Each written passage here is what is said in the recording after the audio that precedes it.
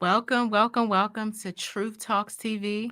We've been having a wonderful time talking about fatherhood, manhood. And of course, we're women, so we don't know about manhood, Yeah, but we we don't know brought some everything. amazing men, some wonderful men on with us to speak to that. So today we have special guest Vincent Ellis White, and he has an amazing story. Yes, yes, Vincent, thank you yes, for joining us. Please share with us your story, No problem. Well, your thank truth. y'all. yes. My true story. Thank Mhm. y'all for having me. I appreciate it. And so let me jump right into my story because it is one that it's gonna sound like a movie, but it's a very real story. Mhm. And it's the story that I wrote my memoir called Finding Chris, My Father, Mhm. about. And so my story is about me being born and raised here in Richmond, Virginia. Grew up with a single mom in the home. I had a dad that was was sometimes here and sometimes there. And when the Mm. times when he was away, he was locked away in jail. And so Oh, I was a kid. I didn't know he was in jail. My mom did like a lot of parents do, where they try to conceal that from their children. So she told me he was in school, and so I wow. was a young kid, naive, and of course, like not even naive, but just you believe what your mom tell you. And Right. so I believe that my mom was in school. My father was in school, and so I would go visit him. Though it wasn't like there was long gaps. I would go visit him often and sit in front of him at a picnic table, get to interact with him, can touch him and everything. But I just had to leave after that. And Mhm. so for a long time, I believed that he was in school, but I still had issues with the fact that he wasn't home often. It was times he came home and we had great interactions. So it's not like he was completely just out of the picture. It's just that he wasn't there that often. He was what they call a habitual offender, where he would do something, go to jail, come out and do something, and Mhm. go back and forth. And so um, in high school, by this time, I knew he wasn't still in school, obviously, because it had been too long, and Mhm. so Right. Something ain't adding up, You mama. said I know yeah, math, Something ma. ain't right, I ma. know that don't gotta have a add up. double PhD or something by then, So Right. like, That's um, Show me your Methuselah. papers. and he had none, so I was like, I know what's going on. So, and I was late to the party that my friends already knew. They used to tease me saying he was in jail, but I was like Aw. standing up strong, like, no, he ain't in jail. So, Oh, high school though, I knew he was, but I didn't know why. My mom just told me wrong place, wrong time. Mhm. I wow. guess when she felt like I was mature enough, which was when I was 16, um, she sat me down on a Monday night after school and she told me Mhm. that she had been carrying this guilt for a long time and Mm. that she wanted to share something like really important with me. And I had no idea what this was going to be. Remember, this is the only man I ever knew as my father. It was like no Mhm. Wow. other person. I'm like, oh, yeah, I thought he was. It was just him. And so she sat me down and she said that your biological father, by the way, who I'm named after. So this guy that Wow. I'm talking about, that I was visiting in jail, I'm named after him at Wow. the Your time. namesake. And so she said that he's not your biological father. And it was just the biggest like body blow to me ever because I just couldn't believe it. I mean, when I say couldn't believe it, like people use that term, but I really did not believe it. I thought she was like, I knew she wasn't playing, but I just thought it was just, I don't know what I thought it was because April Fool's Day. Like, oh, yeah, you must be joking. it was the only Yeah. man I knew. And so Mm. I asked her, I was like, well, I was blown away by that, but I asked her, I said, well, who's my father? And she said his name is Chris Anderson. And this wasn't the time, I'm a little older, so this wasn't the time where there was like Google and social media and Right. all that. Yeah, Right. So yeah. like now somebody might type in Chris Anderson and you'll find his picture.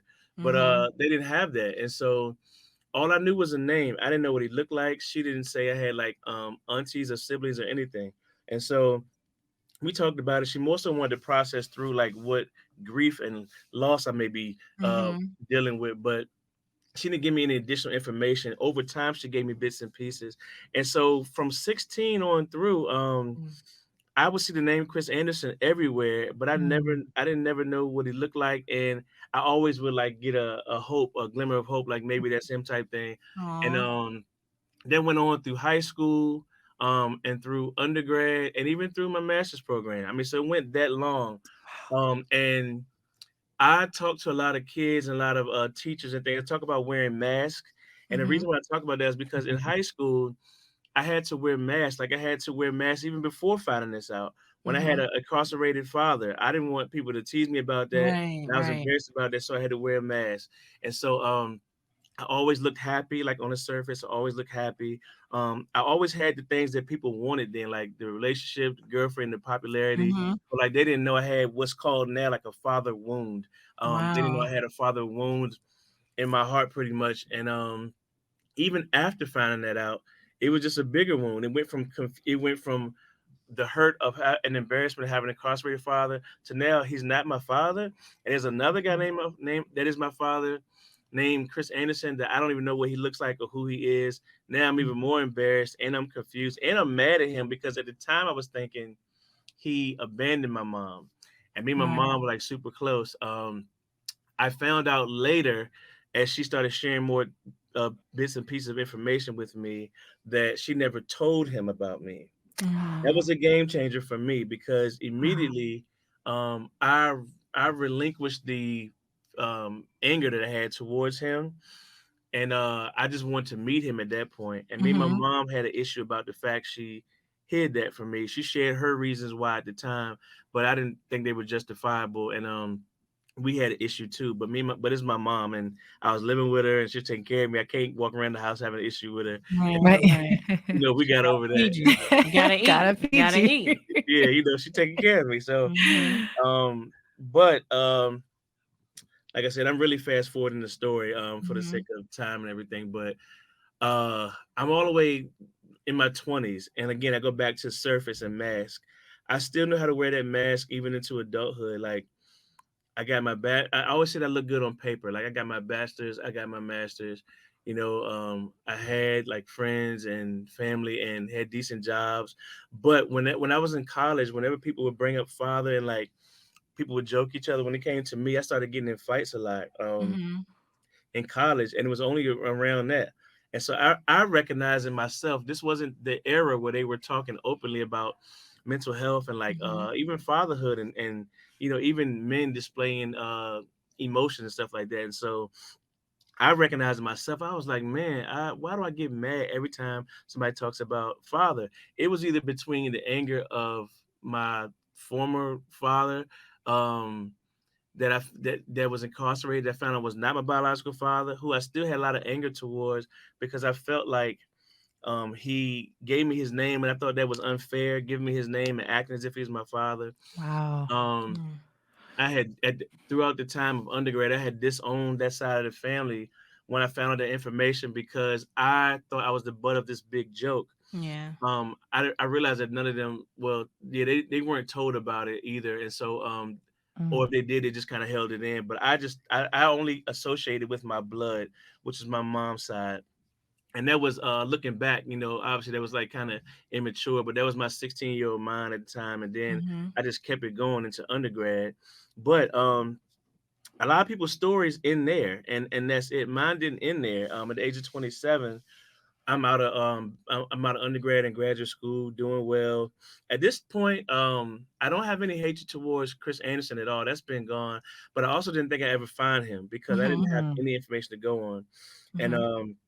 my grandmother, who my maternal grandmother, got really sick in Chippenham Hospital here in Mhm. Richmond, and I was going back and forth to visit her every day.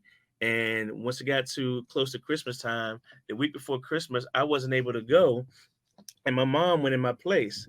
And when mom went in my place, she sent me this long text message that evening after she left the hospital, and it was in all caps, and she was all excited, and she was like, "Oh my God, you're not gonna believe this what happened, blah blah blah blah."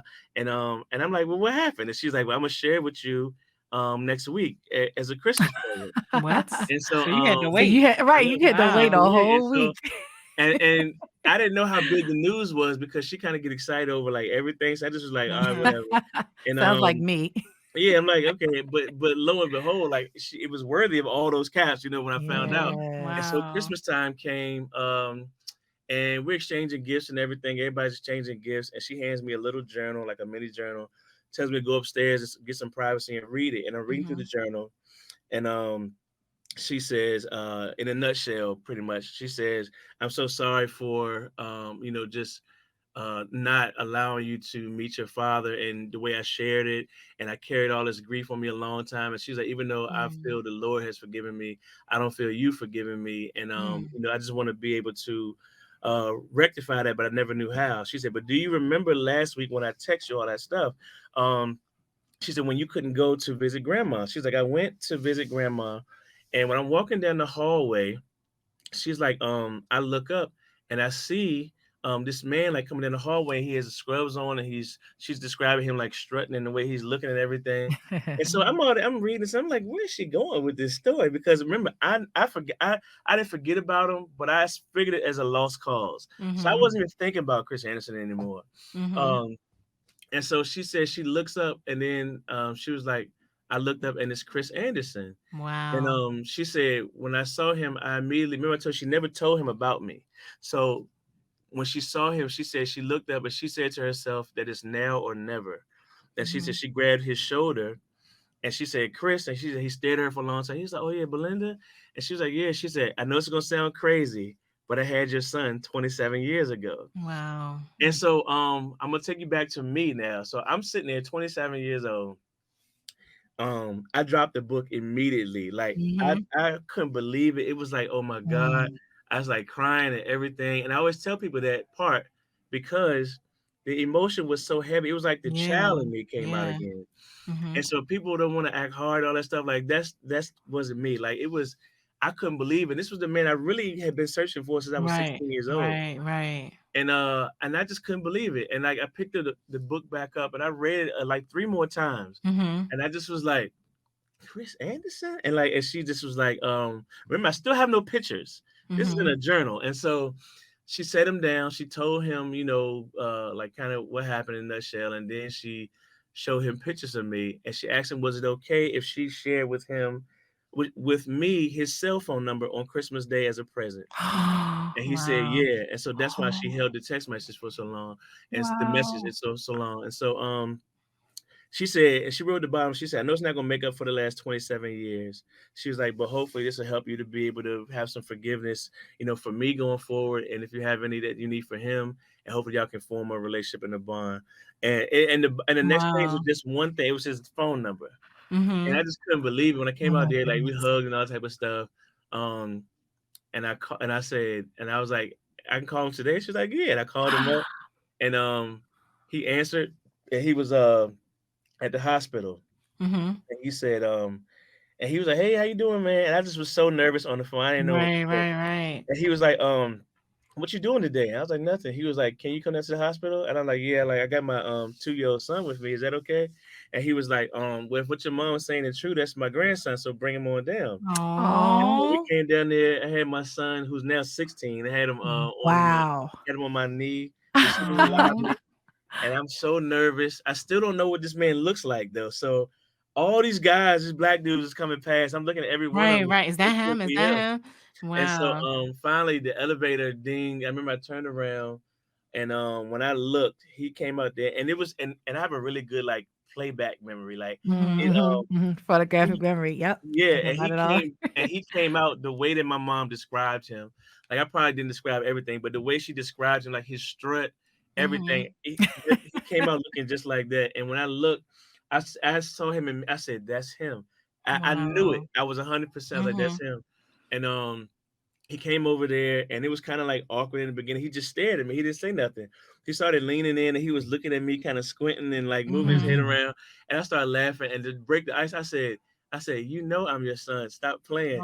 And he Aw. started laughing and he started saying who other people in the family that I look like. Mhm. He mentioned like a nephew of his and his a cousin that passed and an uncle and all these people. And so I said, look, I said, no, you probably want a paternity test. And I reached in my pocket, I pulled out a list. I had written up a list of nearby paternity tests. Mhm. And he started Oh, laughing. He said, I sure do want one. I said, he said, how'd you know? I was like, because I would want one too. We went Mhm. and took a paternity test. At that time, it took 7 days. And so they swabbed our mouths and we parted ways and we talked on the phone and text every Mhm. day. And wow. the things that we shared were so like just it was like we grew up together. Like the way he Mhm. told stories, him being animated, him having energy in the way, and that's the way I am too. And like I just couldn't believe it as I was watching him. And so finally we got the results back. The lady called us into the office.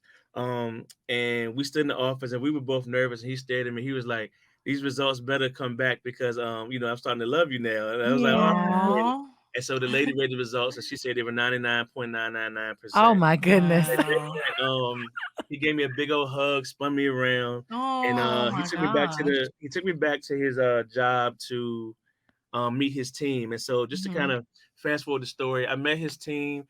I got to meet my other side of the family, which is his side. Met a whole other side of the family, and like we just became close ever since that day. Hmm. I wrote a book called Finding Chris, My Father. Yes. Yes. Where can About we that Yes. find your story. book? Yes. Yeah, what'd you say? Where can we find your book? The book is on Amazon. It's on Walmart. It's on Barnes and Noble. So it's on all Hmm. those sites. But it's called Finding Chris, My Father. It kind of gives you the details, the in between of the Yes, story I just yes, shared with yes. you. Yes. And Right. Yes. We I want turned people to into a buy the book. traveling. So Huh? we want people to buy the book. So we don't want you to give too much information because we want Yeah, people to Yes. yeah, yeah, support. And we yeah, definitely yeah. want to bring you back to Yes, continue we need a part conversation. We two. need to definitely Oh have We a yeah, no, part because it's a two. lengthy story. Yeah, it definitely is yeah, Yeah. part two. Because But I that's turned yeah. into fine a though, traveling because stage play and everything. wow. Wow. Okay, we need to talk. Yeah, we definitely need to talk. So for everybody that's listening in and watching, this is just the first part because we're gonna Yes, have Part a part one. two. yes. Because I tell you, you have an amazing story, and it just speaks to the father. You know, the fathers that sometimes we don't always highlight. We talk about, oh, I have a good daddy, da, da. But what about the father who doesn't know that he's a father? Right. What about Mm, the father who God reveals to later? You know, and Mm, and it's like, what do you do with that right. And he responsibility made up for and that lost time. awareness? That's yeah, amazing. Exactly. make up And the he He lost didn't time. made push up you Yeah. for lost away. time. He said, I still want you as my son. And I love the part that you said, even while you were waiting for the test, he's like, I love Still you talking, already. man. I feel He like I feel like even if the results didn't go in your favor, you still would have a father. yeah, Like Yeah. because yeah, you had already established something. This is Hmm. amazing. yeah. We need to have you back for real. We We need to definitely have you do. back.